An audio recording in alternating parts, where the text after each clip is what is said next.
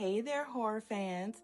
Grab your popcorn, lock your doors, and whatever you do, do not go check out the garage. Back in 1996, we had Wes Craven who gave us Scream, and with it, the ultimate genre blueprint. With Randy Meeks, we meet with our gifted and sacred rules for slasher movies. You know those, you never have sex, the sin to survival ratio is brutal. Also, you can never drink, which is the sin factor, part 2. A buzzed brain equals a slow reaction time. And I would say drugs too. No smoking, no drinking. And also, never ever under any circumstances say, I'll be right back, because you won't. But how well do horror movies actually stick to Randy's doctrine? Today, we are ranking horror classics based on how strictly they adhere to the Scream rules, from the absolute rule followers to the chaotic rebels who threw the handbook and the woodchipper. Here are the top 8 movie rule followers. The Perfect Disciples, Halloween, 1978. Rule adherence, S tier. Flawless discipline. John Carpenter didn't just follow the rules, he accidentally wrote them. Halloween is the undisputed textbook definition of Randy's survival guide. So let's see. Sex and drugs. Laurie is the ultimate Virgil final girl. What are her friends doing? Linda and Bob are hooking up in an empty bed, which, what the fuck? The result, choked out, pinned to the wall, and Annie is trying to sneak away to see her boyfriend. Result, slit throat in the car. The verdict, if you smoke weed or lose your virginity in, what was that place called? Haddonfield? Sorry, y'all. Michael Myers acts like a supernatural hall monitor with a chef's knife. Which is so funny because he gets that knife at basically the gold standard slasher mortality. The text message from inside the house, this is number 2, from Black Christmas, 1974. The rule adherence, I'm going to give it an A tier. Ahead of its time. Yeah, I'm going to give it ahead of its time because before Michael Myers went trick-or-treating, Billy was making terrifying phone calls from the attic. In a sorority house at that. And so with Black Christmas, it laid out the foundation that Scream later took over. The rules, sex, drugs. The girls drink at the party, of course. They openly discuss bodily functions and relationships. But notice who survives? Jess. Jess is responsible, level-headed, and currently dealing with a highly stressful, sober reality. While her sorority sisters are getting smothered in plastic wrap. Okay, let me keep it serious. The verdict for this, it sets up a pure final girl trope. Beautifully, beautifully for the movie, is bleak enough to even following the rules. It just buys you just a little bit more time. So yes, definitely A tier, adhering to the rules. Now with number 3, the literal trap. Friday the 13th, 1980. The rule adherence, I'm going to give this one another A tier. The body count blueprints.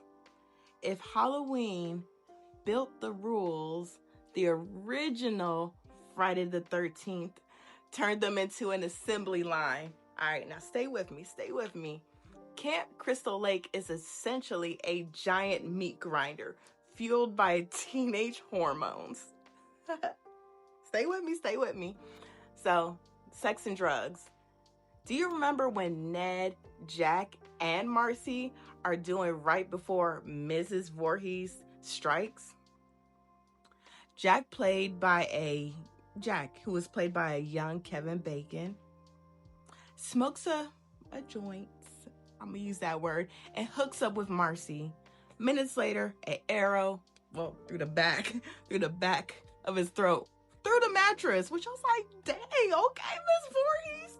The verdict, Alice survives, largely because she focuses on making coffee, setting up the camp, and avoiding intimate temptation to strip down.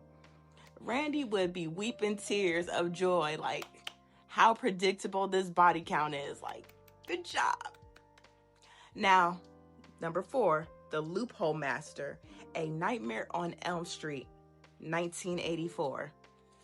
Rule adherence, I'm gonna give it a B tier. The I'll be right back violation.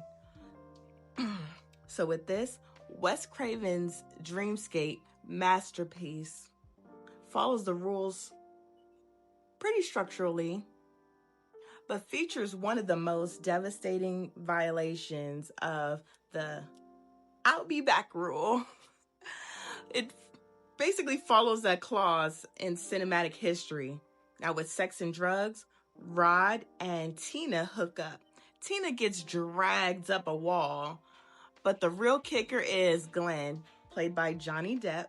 Glenn is literally told by Nancy to stay awake and guard her. He pretty much says the spiritual equation of I'll be right back with I've got this. No, you don't. He falls asleep, you guessed it, and gets sucked into the mattress, returning as a literal geyser of blood everywhere. And you're like, dude. The verdict? Nancy survives. Spoiler, because she stays awake using coffee, not illegal substances, which is good, and actively builds Home Alone style traps. She is the rule-following hero we deserve. Number 5, The Twisted Teacher, Saw, 2004. Rule adherence, C tier. I don't know if it's backwards. C tier. All right, the moral reframe. Jigsaw threw a massive wrench into the slasher formula. He doesn't care if you have consensual teenage sex. He cares about your will to live, which we all want to live, pretty much. Sex and drugs. Jigsaw actually targets people because of their vices. Drug addiction, infidelity, self-harm.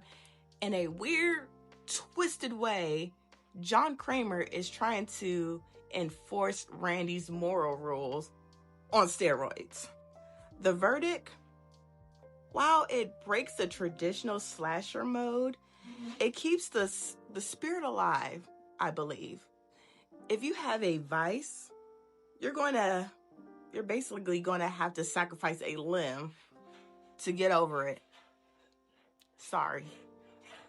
Let's see. Number 6, The Chaotic Rebel, The Texas Chainsaw Massacre, 1974. And I talk about this movie a lot, so make sure you go to my website and read my blogs.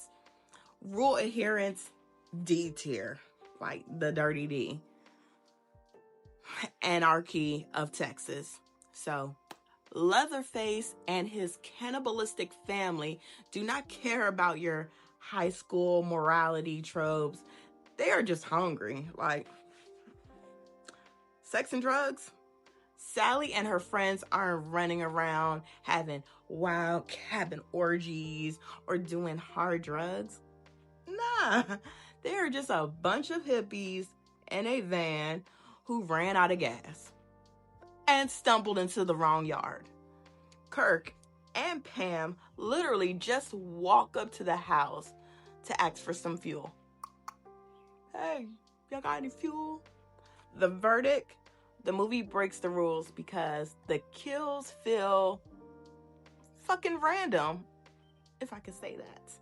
And aggressively unfair. There is no moral lesson here. It's just pure hot and sweaty panic. Number 7, the rule breaker final girl. You're next, 2011. Rule adherence, F tier. And we love it. Well, I love it. So, Adam Wingard's home. So he has a home invasion. Thriller takes the traditional, vulnerable, pure final girl. Basically takes a pure final girl trope and beats it to death with a meat tenderizer. Sex and drugs. Erin is at a family dinner with her boyfriend. She isn't a naive little schoolgirl. When crossbow wielding killer invade the home, she doesn't scream and run into the woods. She turns out to be a literal survivalist, raised on a compound who starts setting up these little lethal ass traps. The verdict? Total subversion.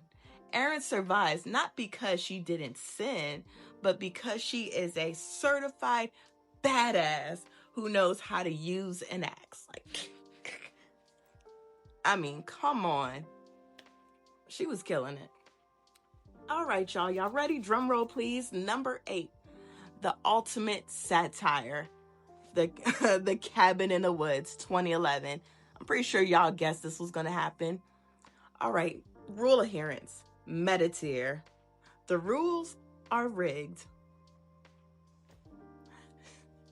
This movie blew up the entire concept of slasher rules by revealing that the tropes are actually mandated by an underground government facility to appease ancient gods.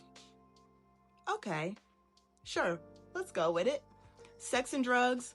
The characters are forced into archetypes. The whore, the athlete, the scholar, the fool, the virgin. The facility literally uses chemical and hair dye to make the smart girl act dumber. And and the athletic guy acts more arrogant, so they will break the rules and trigger their own demises. The verdict? It's the ultimate meta commentary. All right, y'all, my final thoughts. Do the rules still matter? What makes Randy's rules so brilliant is that they are deeply rooted in a bizarre cultural morality play. For decades, horror movies used monsters to punish teenagers for doing teenager-like stuff. While modern horror movies that we love to subvert these rules, they're giving us final girls who can drink, swear, and fight back. And we still look for those classic little beats, because at the end of the day, when a character says, "I'll check the basement and be right back," I'm sorry, that makes me crack up. A true horror fan doesn't just cringe. We start checking our watches looking for, how much screen time do they got left? Thank you so much for tuning in. My name's Love Paper Doll. This is my first ever vlog, so I will be doing more, and I hope you love this. Thank you.